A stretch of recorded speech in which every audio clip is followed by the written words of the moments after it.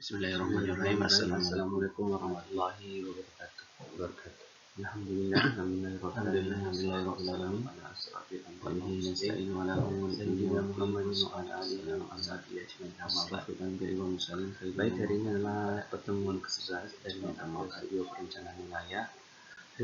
Baik, adik-adik kita bertemu di perencanaan wilayah dalam konteks isu global dan masuk di dalamnya globalisasi dari ASEAN Economic Community dan Studio Perencanaan. Bagaimana perencanaan wilayah? Adapun tema besar untuk kuliah ke-11 hari ini itu adalah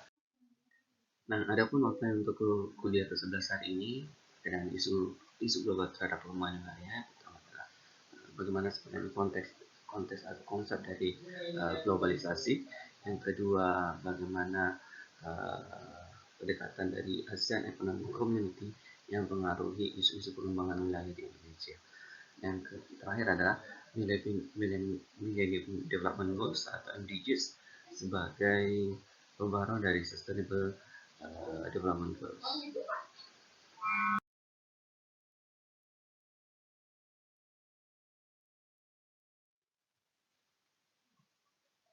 Arti kata dari globalisasi berasal dari kata global yang berarti universal. Artinya segala isu atau fenomena atau bisa saja berupa kebijakan yang terjadi di seluruh dunia, terjadi di seluruh negara yang mempengaruhi negara satu dan negara yang lain.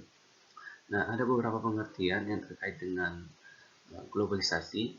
Pertama, menurut Magdel, melihat bagaimana globalisasi itu sebagai sebuah peristiwa atau keputusan atau kegiatan yang sebenarnya bisa memberikan konsekuensi tidak hanya pada satu individu tertentu atau negara tertentu, tetapi akan mempengaruhi masyarakat atau negara dari seluruh belahan dunia. Sedangkan menurut Waters bahwa globalisasi dikatakan sebagai sebuah proses sosial di mana terdapat halangan-halangan yang bersifat geografis atau bersifat kewilayahan pada tatanan sosial atau budaya yang semakin menyusut dan semakin sadar bahwa mereka semakin dekat satu sama lain.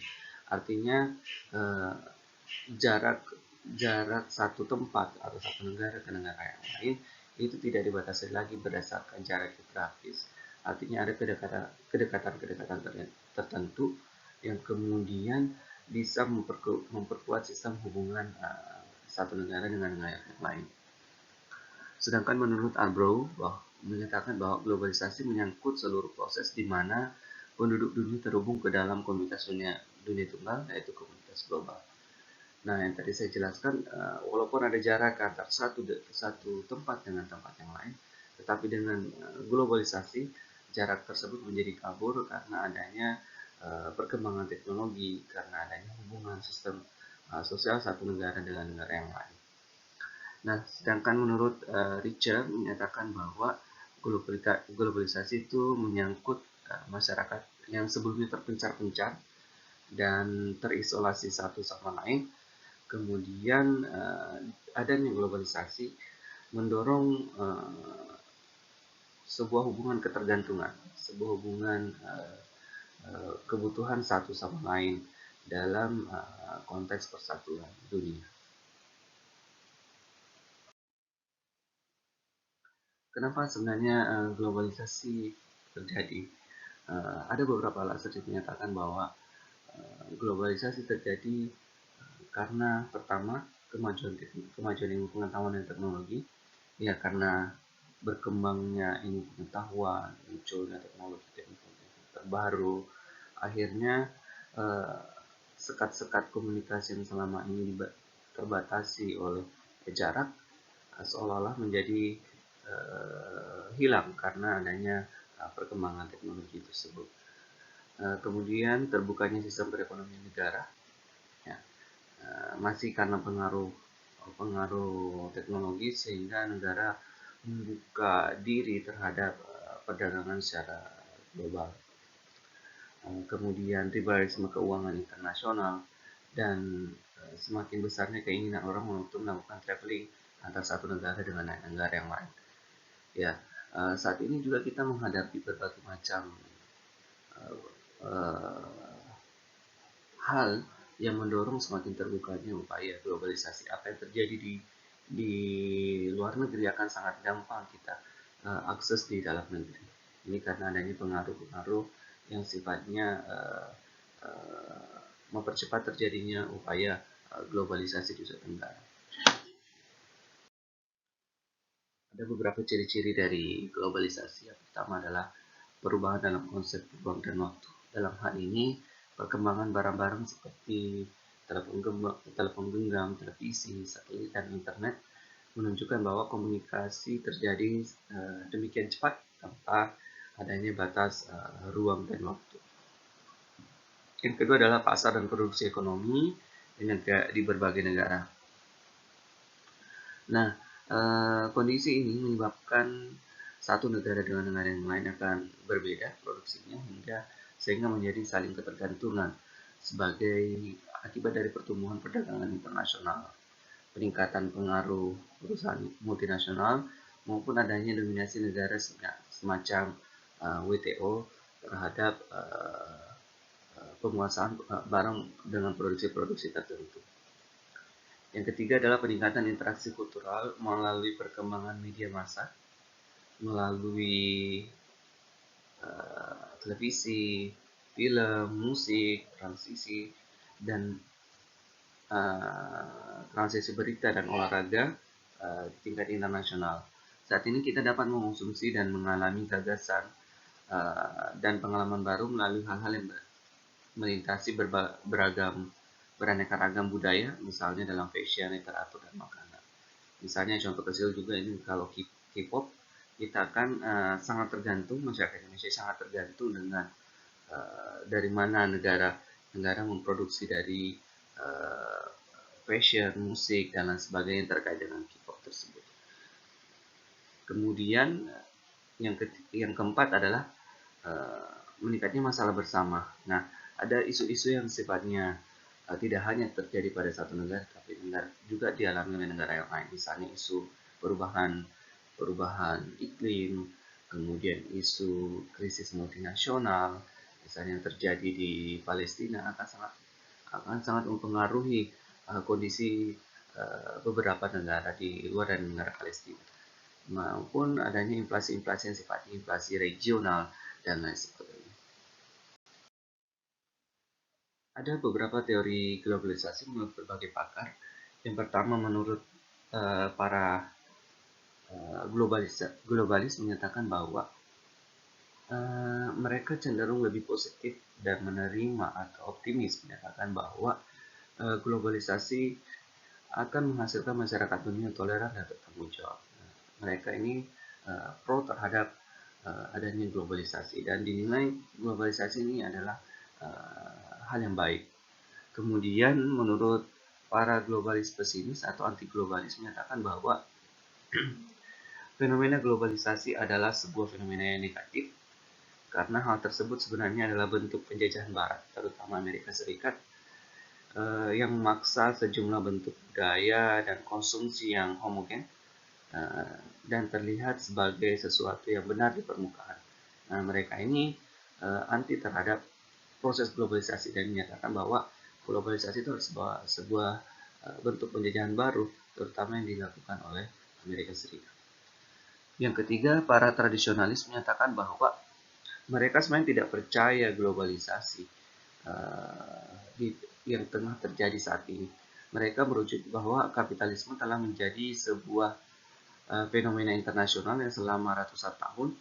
Apa yang tengah kita alami saat ini hanyalah merupakan sebuah tahap lanjutan atau evolusi dari produksi dan perdagangan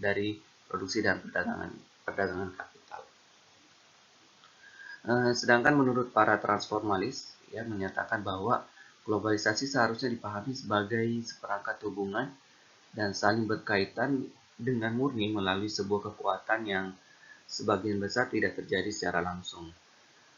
Mereka menyatakan bahwa proses ini bisa terjadi di balik terutama ketika hal negatif atau setidaknya dapat dikendalikan.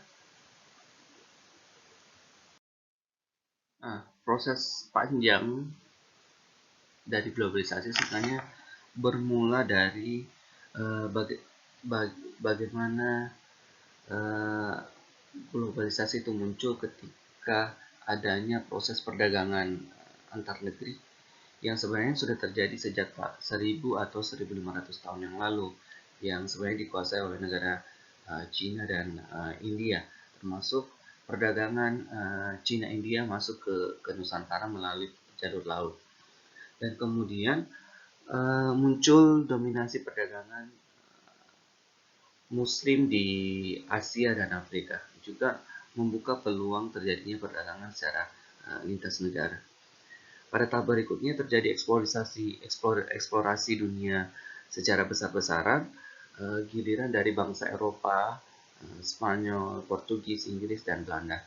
Lagi-lagi Nusantara juga menjadi target perdagangan internasional melalui jalur laut. Nah, kemudian setelah terbukanya perdagangan oleh dunia Eropa, kemudian muncul revolusi industri, semakin meningkatkan keterbukaan antar bangsa melalui upaya industrialisasi.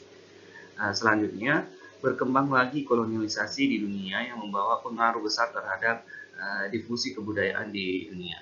Ya, karena kekuatan revolusi Indonesia semakin kuat, maka negara-negara Eropa berusaha mencari bahan baku dan masuklah ke negara-negara yang penghasil rempah-rempah, yang kemudian menjadi sebuah upaya perdagangan dalam bentuk kolonialisasi. Dan selanjutnya semakin berkembangnya industri dan kebutuhan bahan baku, serta juga memunculkan berbagai perusahaan multinasional di dunia. Selanjutnya runtuhnya komunikasi seakan memberikan pembenaran bahwa kapitalisme adalah jalan terbaik. Nah, ini tadi yang ditentang oleh para tradisionalis dan para transformasi. Nah, implikasinya negara-negara di dunia mulai menyediakan diri sebagai pasar bebas. Jadi kita tidak bisa menampik upaya atau transformasi yang terjadi dari upaya globalisasi tersebut, mulai dari 1000 tahun, 1000 sampai 1500 tahun yang lalu, ditandai dengan perdagangan antar negara, sampai akhirnya perkembangan yang dilihat dari adanya upaya untuk membuka diri dari perdagangan di tingkat internasional.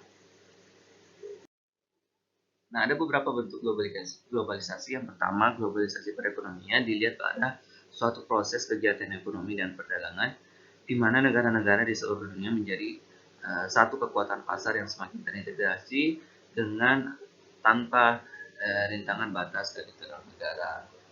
Yang kedua, globalisasi produksi lebih melihat pada perusahaan berproduksi di berbagai negara menjadi sasaran agar biaya produksi menjadi lebih rendah. Hal ini dilakukan baik karena upah buruh yang rendah, tarif biaya masuk yang murah, infrastruktur memadai, atau karena iklim usaha dan politik yang kondusif. Selanjutnya, globalisasi tenaga kerja. Perusahaan global akan mampu memanfaatkan tenaga kerja dari seluruh dunia sesuai dengan kelasnya masing-masing.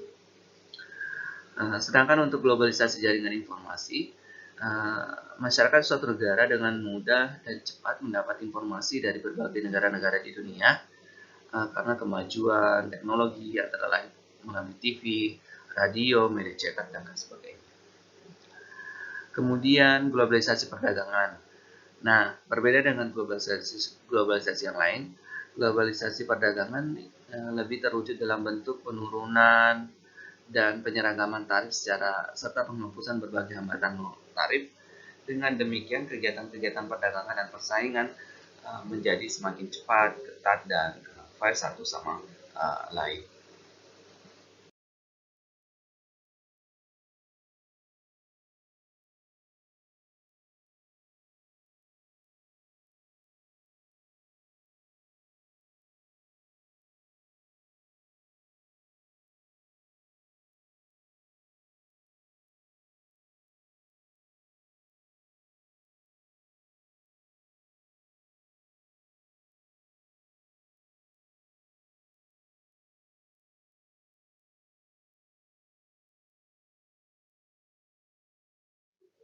Nah, selanjutnya dampak dari globalisasi bagi sebuah negara tentunya ada dampak yang sifatnya positif dan ada sifatnya negatif. Dampak positif kalian bisa lihat pertama percepat pertumbuhan ekonomi tentunya ya, percepat terwujudnya pemerintahan yang demokratis, tidak mengurangi ruang gerak pemerintah dan kebijakan ekonomi dunia, tidak berlawanan dengan desentralisasi, bukan penyebab dari krisis ekonomi. Justru globalisasi lah yang mendorong terjadinya pemerataan ekonomi berdasarkan produksi-produksi dari suatu negara. Sedangkan dampak buruknya adalah sebagai kapitalisme kasino, uh, suatu negara akan mempengaruhi negara-negara yang lain, terutama dari keadaan ekonominya. Kemudian peran negara menciptakan kemakmuran semakin berkurang karena adanya unsur egoisme dari satu negara-negara yang lain. Kemudian sebagai kompetensi yang menghancurkan, penyebab terjadinya pengangguran, merugikan negara bagian ketiga, sebagai individualisme yang berlebihan, sebagai imperialisme budaya, dan penyebab munculnya gerakan non-nasionalis dan fundamentalis. Tentunya kita bisa melihat globalisasi ini apakah dalam bentuk melihatnya dari sisi positif atau dari sisi negatif. Nah, globalisasi akan sangat terkait dengan isu-isu yang terjadi secara global. Bagaimana negara-negara juga turut andil dalam membuat atau menyusun kebijakan untuk mengatasi isu-isu secara global. Misalnya adanya social dumping, low wages, kemudian kerusakan lingkungan, permasalahan sosial yang terjadi di negara-negara Middle East yang kemudian mempengaruhi kerangka kerangka globalisasi yang terjadi di belahan dunia saat ini. Nah, isu global adalah sebuah pertanyaan, masalah, dilema atau tantangan yang berhubungan dengan persyaratan dasar perdamaian, keamanan, tantangan, keadilan, kebebasan, dan pembangunan internasional. Kemudian isu global ini tidak bisa dirumuskan secara otoratif, artinya secara tersendiri-sendiri, tapi karena terdesentralisasi dalam negara bangsa atau lebih dari pada sistem internasional. Jadi kita tidak bisa menyatakan apa yang terjadi secara nasional itu di Indonesia itu menjadi sebuah isu global, tidak. Tapi isu global ini setidaknya akan mempengaruhi dasar perdamaian, keamanan, tatanan, keadilan, kebebasan, dan pembangunan secara internasional di berbagai negara. Jadi tidak hanya terjadi pada satu negara, tapi bisa mempengaruhi negara-negara yang lain. Contoh kecilnya kalau Palestina terjadi konflik antara Israel dan Palestina, ini menjadi isu global karena banyak negara-negara yang terpengaruh terhadap isu-isu tersebut. Banyak negara-negara yang terganggu atau risih terhadap adanya gencatan-gencatan senjata oleh Israel ke Palestina. Nah, ada beberapa kata kunci kalau kita melihat isu-isu global. Ada tanda-tanda atau ada semacam global keyword dari isu-isu yang sifatnya isu global. Yang pertama terkait dengan global ekonomi, uh, kesetaraan, perdagangan bebas, dan lain sebagainya. Selanjutnya adalah terkait dengan kata kunci global environment and natural resources, terkait dengan air, hutan, energi, perikanan, maupun dari perubahan iklim.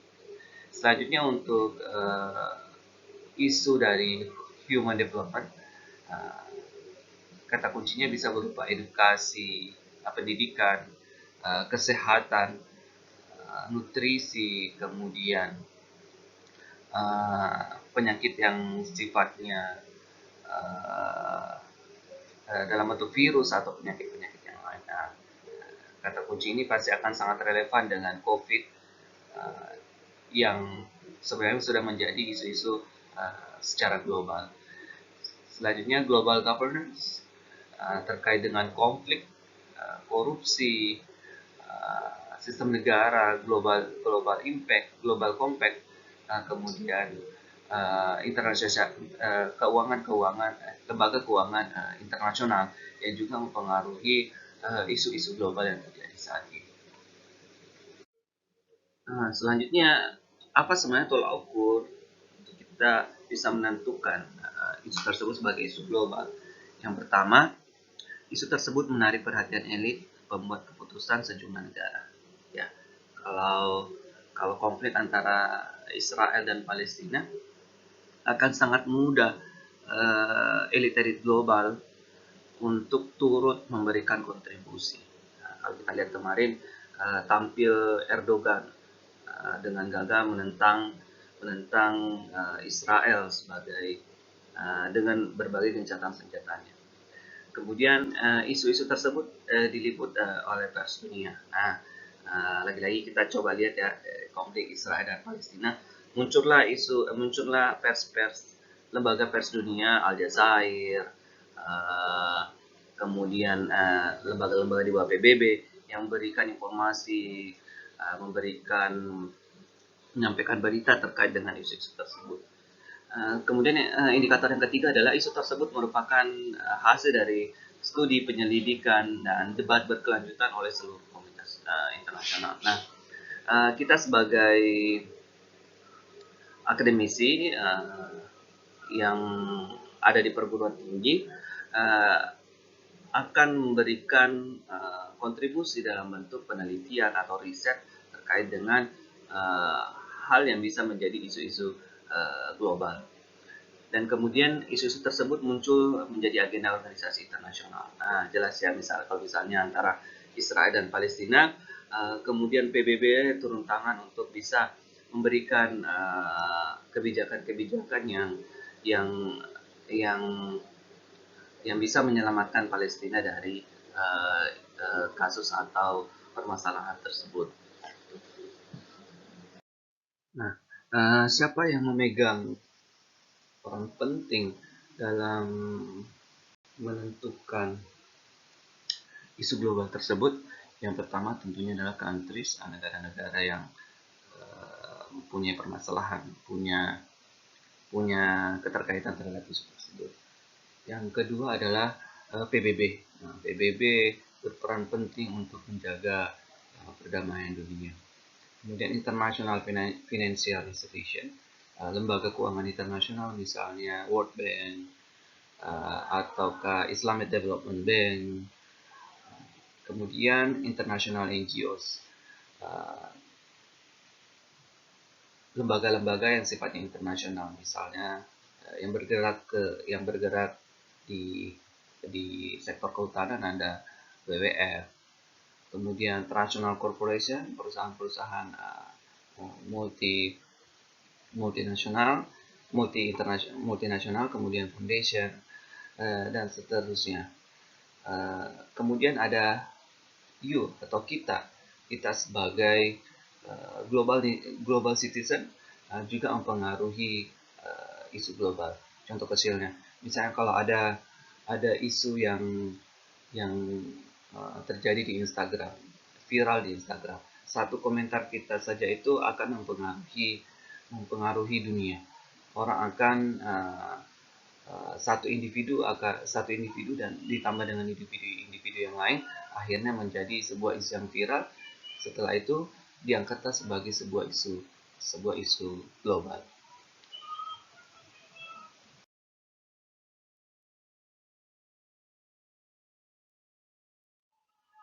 Nah, selanjutnya setelah kita membahas terkait dengan globalisasi, kita lebih perkecil sedikit skopnya, kita melihat bagaimana sebenarnya isu-isu regional yang terkait dengan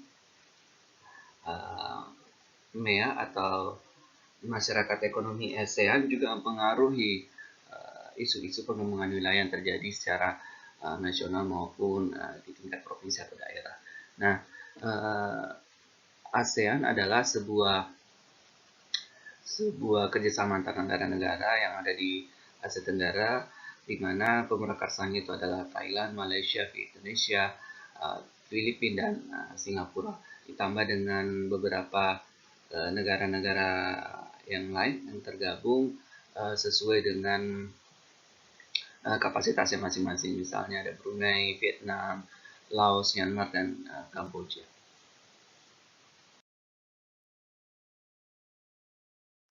Nah, ASEAN ini dideklarasikan di Bangkok pada tanggal 8 Agustus 1967, di mana diwakili oleh negara itu Indonesia, Malaysia, Filipina, Singapura, dan Thailand sebagai permakarsa dari ASEAN tersebut. Nah, ASEAN berfokus melihat isu-isu yang terjadi di regional Asia Tenggara, baik itu perdagangan, isu sosial, isu lingkungan, dan lain sebagainya. Nah, ini adalah hal-hal penting yang dibahas oleh ASEAN selama tahun 1967 sampai dengan 1999. Tentunya selama kurang lebih 50 tahun, 40 sampai 50 tahun terbentuk, ASEAN juga sangat berkontribusi dalam menciptakan komunikasi antar negara-negara yang tergabung dari ASEAN tersebut. Nah, adapun 3 pilar yang berusaha menjadi isu penting dari ASEAN Community ini, yang pertama adalah terkait dengan Political dan Security Community atau APSCE.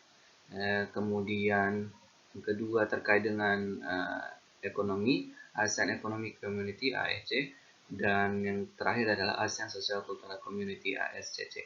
Nah, masing-masing pilar ini mempunyai indikator-indikator tertentu terkait dengan tema-tema besar yang menjadi isu dari ASEAN itu. Kemudian 3 pilar ini menjadi wadah komunikasi untuk menyelesaikan permasalahan-permasalahan yang terjadi di tingkat negara. Nah, salah satu implikasi dari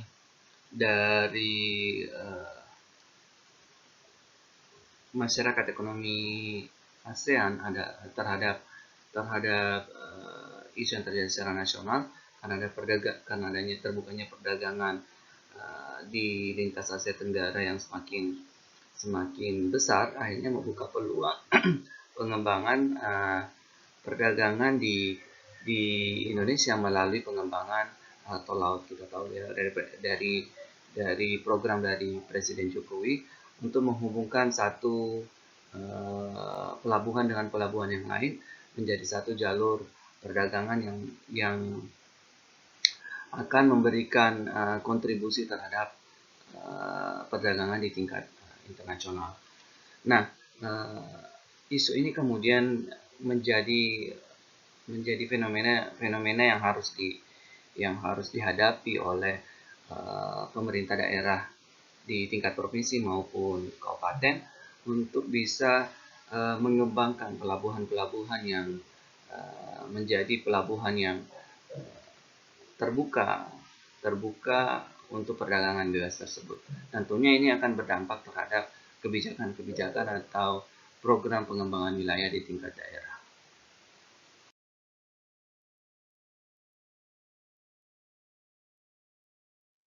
Selanjutnya untuk MDGs atau Millennium Development Goals, yaitu sebuah deklarasi milenium dari hasil dari deklarasi atau kesepakatan kepala negara beserta 189 negara dari anggota PBB pada tahun 2000 yang kemudian membuat target yang harus diselesaikan pada tahun 2015.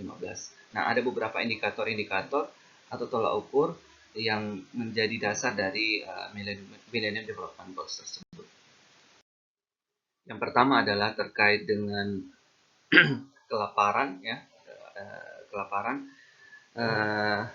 bagaimana mengeluarkan negara-negara yang selama ini masih mengalami permasalahan-permasalahan terhadap pemenuhan gizi dan makanan di negaranya. Yang kedua adalah pendidikan, ya. Yang ketiga adalah kesetaraan gender dan memberdayakan perempuan dari berbagai macam sisi. Yang keempat adalah mengurangi kekerasan terhadap anak. Yang keempat, mendorong kesehatan global. Yang ketiga, mengurangi isu-isu penyakit global, HIV, malaria, dan lain sebagainya. Yang ketujuh adalah isu-isu keberlanjutan lingkungan. Yang kedelapan adalah isu mendorong partnership atau kerjasama antar negara-negara dalam proses pembangunan. Nah, setelah periode 2000 sampai 2015 dari MDGs, kemudian dilihat bahwa 8 indikator dari MDGs tersebut sebenarnya sudah tidak relevan lagi dengan kondisi yang terjadi saat ini. Akhirnya muncullah konsep baru, yaitu Sustainable Development Goals, sebagai pembaharuan dari Millennium Development Goals dengan 17 step atau 17 indikator yang kemudian akan ditargetkan dari tahun 2016 sampai dengan 2030. Ban Ki-moon memberikan klasterisasi dari Sustainable Development Goals dengan 7 pengelompokan, yaitu essential elements, dignity, prosperity, justice, partnership, planet, dan people. Nah,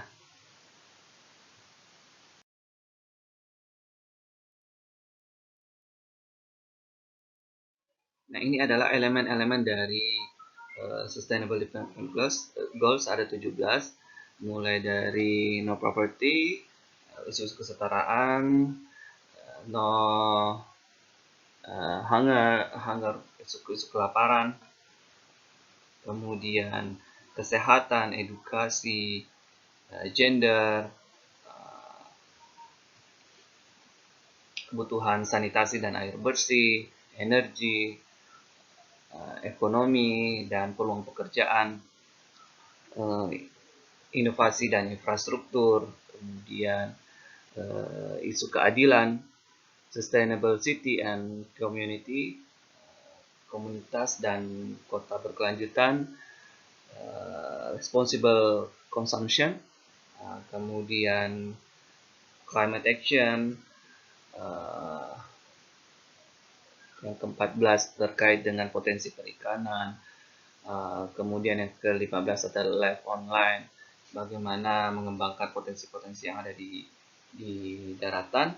Kemudian 16 adalah isu-isu perdamaian, dan ke-17 adalah isu partnership atau hubungan kerjasama antara satu negara dengan negara yang lain.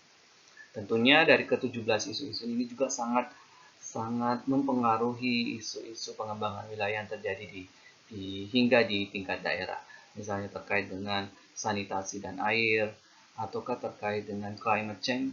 Semua daerah diharuskan untuk menyusun rencana aksi daerah terkait dengan perubahan iklim tersebut sebagai upaya untuk mewujudkan dari Sustainable Development Goals ini.